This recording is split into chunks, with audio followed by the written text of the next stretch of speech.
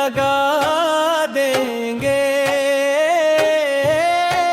सुप्रचार में जुट जाएंगे।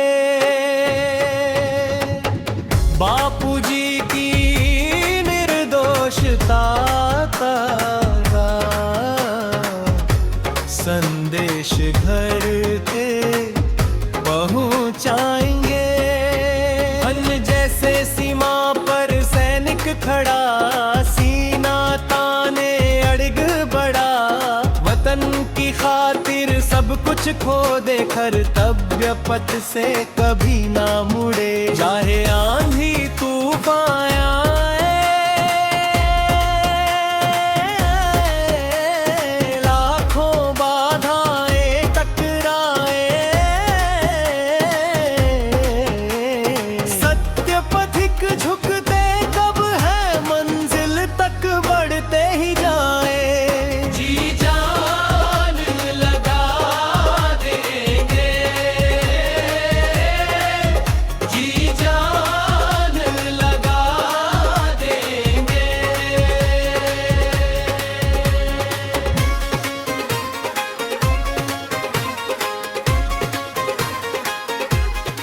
दे रहे थे।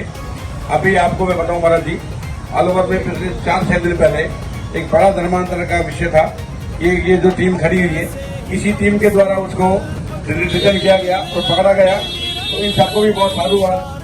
हिंदू धर्म के लिए, गायों के लिए दिन रात काम करने वाले कार्यकर्ता हैं ये। रात में घर बाहर छोड़कर और हाईवे पर, चौराहों पर गश्त लगाते हुए गायों की रक्षा करना। दूसरा, धर्मांतरण का जो विषय, लव जिहाद के जो विषय चल रहे हैं, उन विषयों के लिए भी ये जो टोली है, ये टोली दिन रात मेहनत करती है। जहाँ भी कोई हिंदू भाई परेशान होता है, ये टोली सूचना मिलने के तुरंत पहुंच जाती है और जो कार्रवाई प्रशासन के साथ मिलकर करनी होती है वो कार्रवाई करती है। इतना ही आग्रह है। धन्यवाद, आप लोगों ने हमें यहाँ बुलाया। जय जय श्री राम।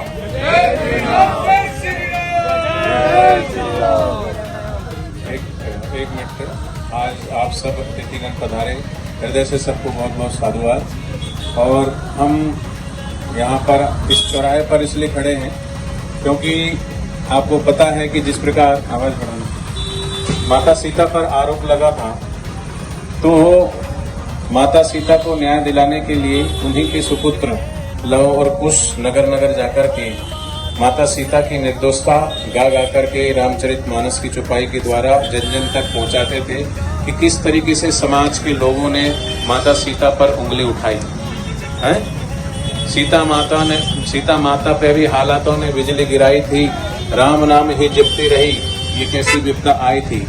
माता सीता पर कितने कितने आरोप प्रत्यारोप लगे, पर माता सीता सब कुछ सहती रही। फिर भी लोगों ने नहीं समझा और अंत में माता ने प्रार्थना की और धरती माता से, अपनी माँ से, जहाँ से वो प्रकट हुई थी, उसको प्रार्थना करके धरती में ही समा गई।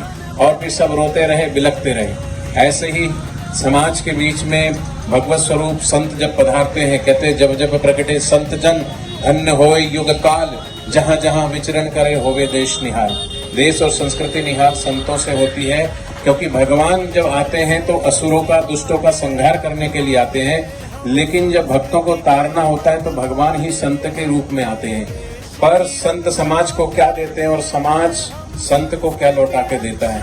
सब समाज नहीं, पर समाज की, जैसे त्रेता युग में धोबी जैसे लोग थे, सीता माता पर आरोप प्रत्यारोप लगाने वाले, भगवान श्री कृष्ण पर भी आरोप लगा दिया इस मंतक मणि चोरी का। तो ये समाज है, किसी को नहीं छोड़ता, कुछ तो लोग कहेंगे, लोगों का काम है कहना।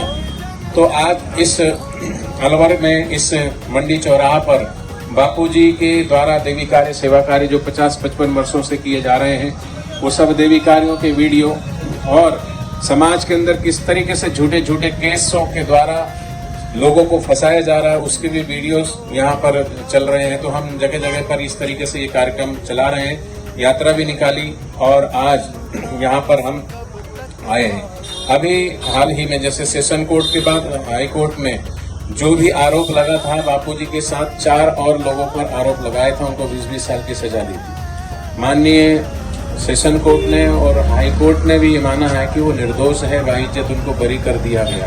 तो सवाल ये उठता है कि जब पहले कहा गया था कि इन 5 के द्वारा ये किया गया है, षड्यंत्र किया गया है, आप षड्यंत्र समझिए। लड़की कहाँ की रहने वाली, शाजापुर उत्तर प्रदेश की, और छिंदवाड़ा गुरुकुल में पढ़ती है। वो 2 साल पहले ही आई और वो लड़की बालिग होते हुए भी कम एज उसने लिखवाया, और वहां से फिर वो शाजापुर जाती है, फिर वो राजस्थान जोधपुर आती है, और जोधपुर की घटना 3 दिन बाद वो फिर शाजापुर जाके फिर दिल्ली आती है और रात को 2:30 बजे FIR चलवाती। षड्यंत्र तो ये है। और कुछ भी मेडिकल में रिपोर्ट में कुछ नहीं आता, उसके बावजूद भी बापूजी को इतनी बड़ी सजा सुनाई जाती है। बापूजी के साथ जिन 4 लोगों को से आरोपी बनाया गया था उनको छोड़ दिया जाता है, और बापूजी को पोक्सो एक्ट के द्वारा, क्योंकि कानून ऐसा है, कोई एविडेंस भी नहीं है, फिर भी बस लगा दिया तो लगा दिया।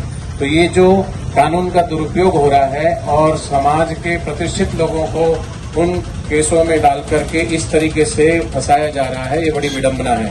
तो कानून जो होता है वो रक्षा के लिए होता है और समान रूप से सबके लिए समान रूप से होता है। एक पक्ष के लिए कानून मजबूत हो और दूसरा पक्ष उसको कमजोर करे, क्योंकि अगर किसी लड़की के साथ अत्याचार होता है वो गलत है, लेकिन अगर कोई लड़की झूठा आरोप किसी पुरुष पर लगाता है तो वो पुरुष भी किसी का भाई है, किसी का पति है, किसी का पति है, कुछ ना कुछ है। तो ये समानता नहीं है।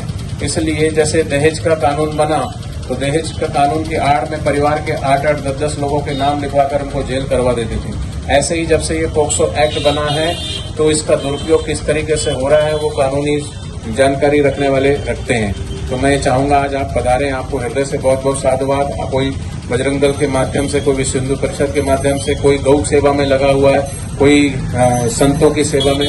हमारे धर्म और संस्कृति के 4 ही स्तंभ हैं, गौ माता, गंगा, गीता और संत।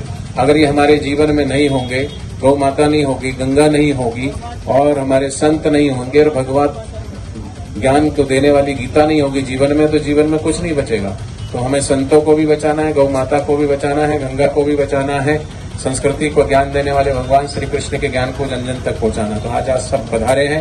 तो मैं चाहूंगा 2 वचन बापूजी के लिए आप भी बोलें कि किस तरीके से बापूजी के ऊपर ये झूठा पोक्सो एक्ट मढ़ा गया है, गढ़ा गया है। न्याय नहीं हो रहा, अन्याय हो रहा है। तो बापूजी के साथ भी न्याय हो और बापूजी जल्द से जल्द हम सबके बीच में हो, ऐसे मैं चाहता हूँ। आपकी सुंदर और शानदार लाजवाब रहा है और इसमें अपने साधक भाइयों के अलावा अलग विश्व हिंदू परिषद, बजरंग दल, इनका शामिल भी होना है। एक बहुत अच्छा वातावरण की ओर संकेत दे रहा है। आगे भी बहुत अच्छा रहेगा और हम जगह जगह जाकर के ऐसा प्रचार प्रसार 100% करेंगे और ये सुप्रचार की सेवा समिति और महिला मंडल दोनों द्वारा हर तहसील और गांव हेडक्वार्टर पे करेंगे।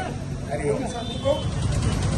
मुझे मामले में फंसाकर जेल में डाला हुआ है, ये उनके साथ न्याय नहीं है।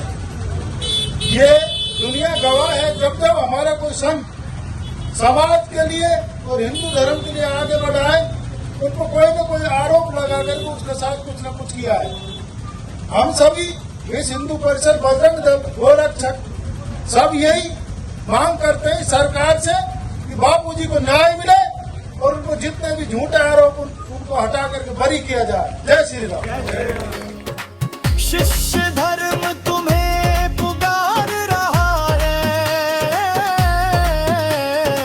सत्य तुम्हें ललकार रहा है। उठो भरो हुंकार भरो, सत्य का ऊंचा ध्वज धरो, तन मन समय समर्पित करके जन जन में जागृति का स्वर भरो।